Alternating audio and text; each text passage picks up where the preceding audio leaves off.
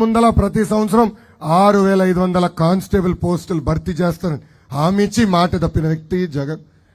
ఇప్పుడున్న యువత నేను చూస్తుంటే ఎప్పుడు దొరుకుతాడా ఈ ముఖ్యమంత్రి తరిమి కొడదామని సిద్ధంగా ఉన్నారు.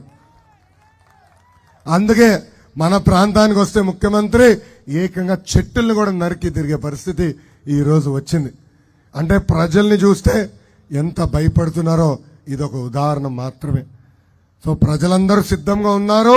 2 నెలల్లో మిమ్మల్ని ఇంటికి పంపించేదానికని ఈ సభాముఖంగా జగన్ నేను తెలుపుతున్నా.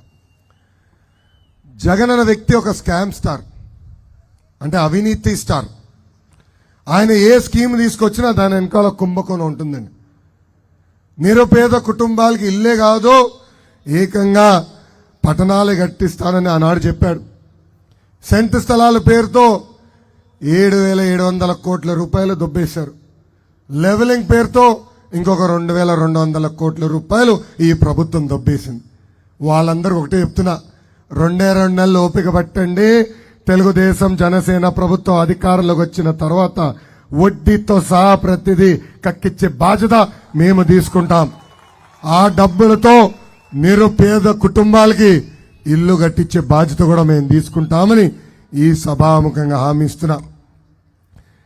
జగన్కి మధ్యన భయం పట్టుకుంది. రాత్రి కలలో కూడా చంద్రబాబు నాయుడు గారు కనపడుతున్నాడు. ఆయనకి ఇంకా నా జోలికి రాలేదు లేనా, చంద్రబాబు గారే కనపడతారు. అందుకే అర్ధరాత్రి పోలీస్ సోదరులు పంపించి చంద్రబాబు నాయుడు గారిని అరెస్ట్ చేశారు. ఆనాడు ఏమన్నాడు, 3,000 కోట్ల కుంభకోణం అన్నారు. దాని తర్వాత 270 కోట్ల కుంభకోణం అన్నారు. ఇప్పుడు 27 కోట్ల రూపాయల కుంభకోణం అంటున్నారు.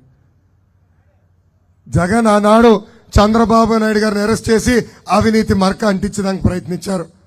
కానీ జగన్కి ఒక విషయం అర్థం అవట్లా. బాబు గారు అంటే ఒక నిప్పులాగా బతికిన వ్యక్తి. మీరు 53 రోజులు చంద్రబాబు నాయుడు గారిని జ్యుడిషియల్ రిమాండ్లో పెడితే ఆయన చేసిన మంచి పనులు బయటపడినాయి. ఒక ఆంధ్ర రాష్ట్రంలోనే కాదు, ఇతర రాష్ట్రాల్లో కాదు, ప్రపంచవ్యాప్తంగా ఆయన చేసిన మంచి పనులు, ఆయన వల్ల బాగుపడిన తెలుగు జాతి బయటికి వచ్చి ఆయనకు అండగా నిలబడినాయి. అసలు బాబు గారిదంటే పోలవరం రేంజ్, ఈ సైకో జగన్ పిల్ల కాలువ రేంజ్.